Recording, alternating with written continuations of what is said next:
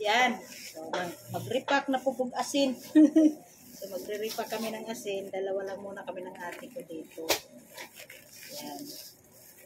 So, 1/2. Operator din yung asin niya. Ang palitan ko ano. Yes. So, bumili kami ng sakong asin. Tapos kami nang nagre-repack. Para mas makamura. At maibenta namin din ng mura sa tao. Yan. So, sabi gustong-gusto ko dito kasi nagiging busy ako at maraming ginagawa. Maagang magising, maagang mag-duty. Yan. So, tiyaga lang talaga, no?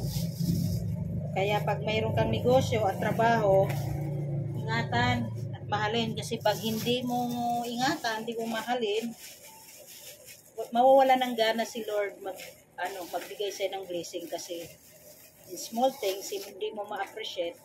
So, paano ka bigyan ng big things or big blessing ni Lord? So, kahit maliit na blessing, maliit na bagay, be thankful para mas ganado si Lord mag-blessing pa sa'yo ng marami.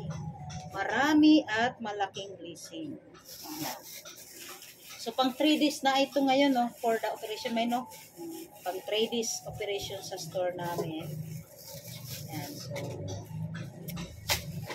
nagbakasyon lang ako dito at makita ko kung anong kulang, ano yung idagdag, at yung mga actual na operation, paano, yan, makita ko yung stock.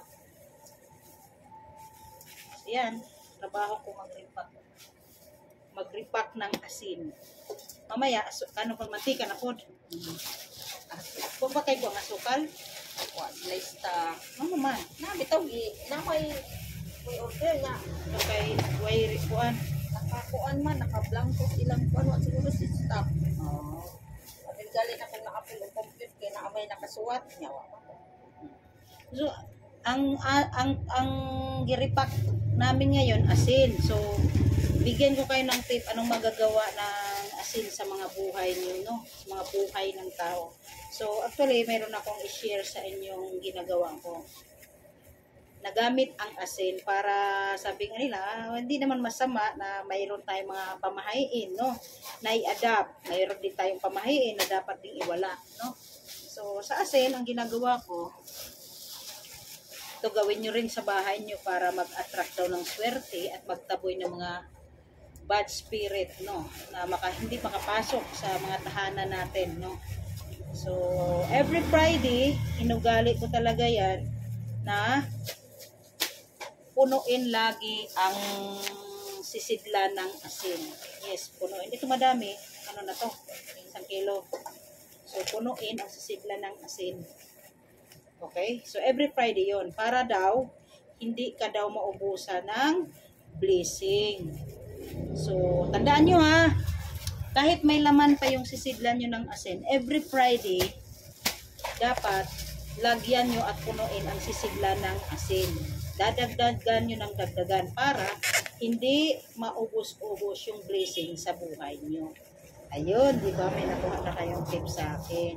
So, matagal ko na rin talaga yung ginagawa. Ang ginagawa ko para hindi makalimot, ano daw? Ketchup, malaki. Ketchup. Meron po. Ay, ayun, hotelya naman nga dako.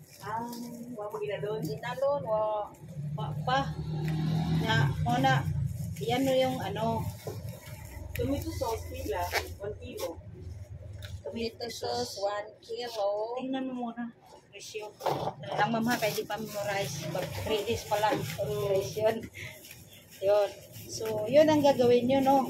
So, para hindi nyo makalimutan, mag-alarm kayo para hindi nyo makalimutan. 99. Yan. Okay. So, alarm kayo para ma-remind kayo na, ay, Friday pa lang ngayon, lagyan ko ng asin ang lagayan. Okay, so, Friday, di ba hindi, I'm not telling you, I'm making a vlog. So, giving a tips. Okay, so, yun. So, every Friday yun yung gawin. Every Friday gawin nyo, lagyan nyo na lagi ng punuin nyo yung lagay ng asin kahit may laman para hindi maubos ang blessing. Tapos, halimbawa, kung napansin nyo na pangit yung flow everyday sa pamumuhay nyo, sa bahay, sa negosyo, ang gawin nyo, araw-arawin, punasan nyo yung floor na may asin. Tapos after nyong punasan, wala. Mandong, mga soft drinks ra. Tapos tubig. Tapos, after nung mapunasan lahat, no, Monday, start ka Sunday, di ba? Pero every Thursday, wag niyong punasan. Yun lang yung Thursday ang wag niyong punasan ng floor. Tapos, pagkatapos yung punasan, yung tubig, halimbawa, na ginamit, halimbawa, nakalagay sa balde, doon ka nagpipiga, doon mo kinakusot. Yung tubig, tapon nyo sa, ano yun, kubita, bowl ba yan?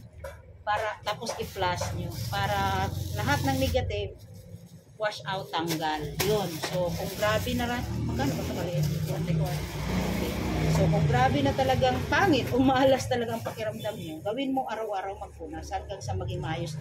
You will not do it lifetime, of course. So, pansamantala, habang pangit pa yung gawin nyo, punasan ng floor, gamitan nyo ng asin, para matanggal lahat ng negative. Kasi, tayo kasi, kahit saan or sino-sinong nasalamuhan natin, hindi natin alam na mga nasalamuhan natin, may mga pangit na dala, nahawa, or nadala mo rin sa bahay. Okay? So, that's tip for asin, ha? Nagbibigay ako ng tip. Okay? So, sana natuto kayo sa video na ito. Okay? Bye-bye muna!